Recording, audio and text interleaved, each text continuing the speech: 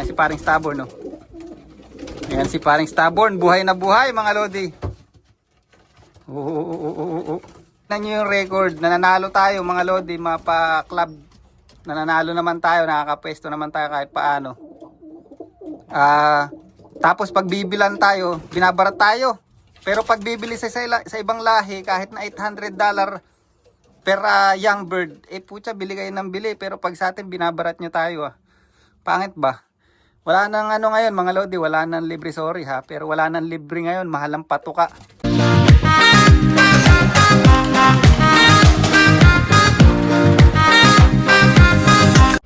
So yan mga kalapatids, nakita nyo naman yung pagmumukha ko yan for today's video. At nandito tayo sa loob ng loop natin, nagkayod tayo mga lodi, pasintabi sa kumakain. Yan.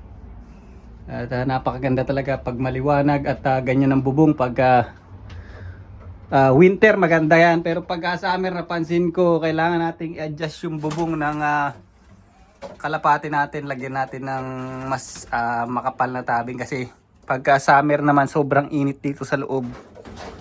And kailangan natin ng lagyan pa ng ibang ventilation dun sa screen some place ng side netong loop natin. But anyway, yan, update tayo dito sa mga breeder natin. Nabawasan to mga lodi, itong mga breeder natin dahil gusto ko mag-focus lang sa dalawang bloodline dito. Ayan. Bali, tatlong bloodline pala to, 4. Kasi itong Mili na to at saka yung blue bar na iyon ba yun? Hindi ako nagkakamali. Pag walang ring, iyon nga yun. Hindi. Tatay pala ni ano yun. Tatay ni Kim Cam yun. So, itong Mili na to mga lodi. At saka yung blue bar na nasa taas, tingnan natin. Dito natin. Ayan mga lodi. Si paring Stubborn, sa mga namimiss si paring Stubborn, kung buhay pa raw ba? Ayan o, buhay na buhay mga lodi. Lagi siyang dyan sa pinakatuktok. So as of now, ito na lang yung mga bloodline natin dito. Ito, di pa natin nasusubukan to. Ito yung apo ng 11 times champion na pinakamagaling na Jansen dito sa New Zealand mga lodi. Ayan, itong blue bar na yan, walang ring yan eh. Yan yung blue bar na yan, walang ring yan. Kapatid nito yan. Yan. Inbreed yan, kapatid ng Mili saka ito. So mga duplicate yan kay paring Stubborn eh. Kaya alam gagawin natin breeder yan. Ayan na lang mga natira sa akin. Yan, pero hindi ko pa nasubukan tong blue bar. Pero ito tong Mili, meron tayong mga anak neto na i-raise natin. Ayan, yung isang Mili din doon na silver yung leeg. Ayan, pero susubukan uli natin tong Mili na to at ipaparis natin siya sa kapatid ni Kim Cam. Nasaan na ba yun? To. Ayan. Yan yung blue bar na yan.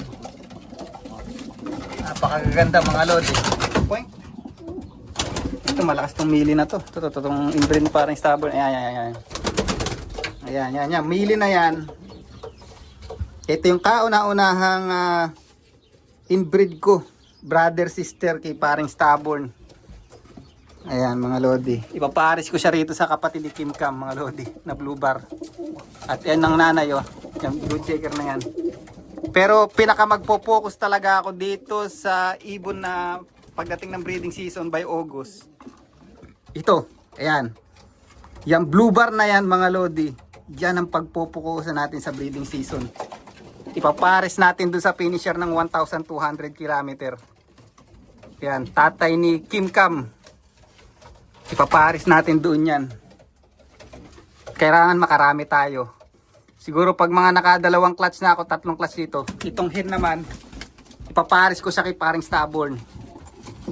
Ayan. Tapos yung iba, bahala na sila ano na lang sila, tawag dito, natural pairing na lang mga lodi. Yung iba.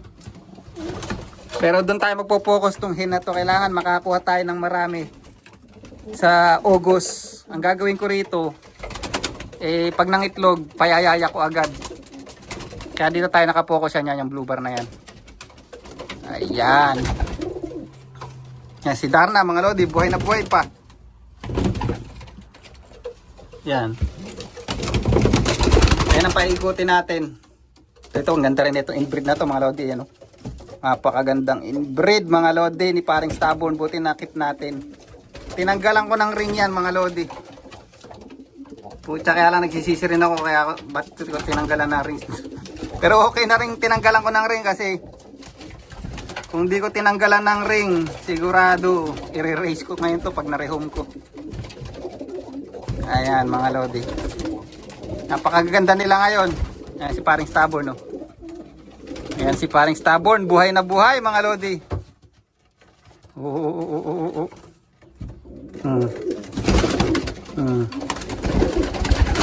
Salbahay pa rin, no. Ayan. Tapos ito yung finisher ko ng 900 km. Merong ang anak to na racer natin ngayong season. Ang tatay is yung mili nga. Ayan, yung mili na yan. Ayan mga lodi. Napakaganda ng mga breeder nating natira mga lodi. Ito mga solid na to. Pero ito sana maglabas na maganda to, pucha. Nabili ko yung blue bar na yan mga lodi. Young bird pa lang. Young bird pa lang to. So 1 taon na. Simula nung nabili ko siya, pinatanda ko lang talaga. Yan. Pasensya na dun sa mga nagtatanong. Parang akala nila mura lang tayo magbenta. Na tig $20 ang ibon. Mahal na po patuka ngayon. Yan. Yung ibang lahi nga, pag nakakabwisit kasi, hindi ko naman kayo masisi, bahala kayo. Basta ano ko kasi, nakaka-bad trip kasi. Ako mga lodi, tingnan nyo yung record, nananalo tayo mga lodi, mapa-club, nananalo naman tayo, nakakapwesto naman tayo kahit paano. Tapos pag bibilan tayo, binabarat tayo. Pero pag bibili sa ibang lahi, kahit na $800 per young bird, pucha, bili kayo ng bili. Pero pag sa atin, binabarat nyo tayo. Pangit ba? Wala nang ano ngayon mga lodi, wala nang libre, sorry ha. Pero wala nang libre ngayon, mahal ang patuka. Ayan. Ibang lahi nga, nakakabili kayo ng $500, ang ibon $800 eh. Tapos pag sa akin, binabarat nyo. Parang ganun ba? Hindi naman ako masungit, pero nagsasabi lang tayo ng totoo. Ayan o. Pakagaganda ng mga breeder natin. Alright. So dito ko na lang rin yung vlog natin yan. Pasensya na kayo dun sa mga nagtatanong. Simula nung honestly, mahilig kayong bumili sa matatanda rito. Pucha, alam ko na yung mga kwento rito. Mga lodi, hindi ko sinasabing. Ayoko manira pero pucha, yung mga bloodline na nakuha ko mga lodi, gumastos din ako ng malaki rito.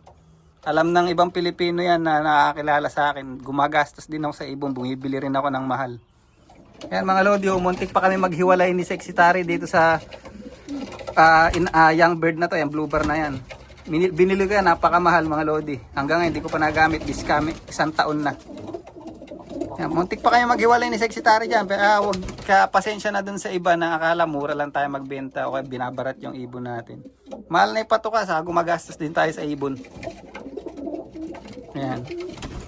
Alright, so dito ka na lang rin yung vlog natin. See you next vlog. Yan, bye.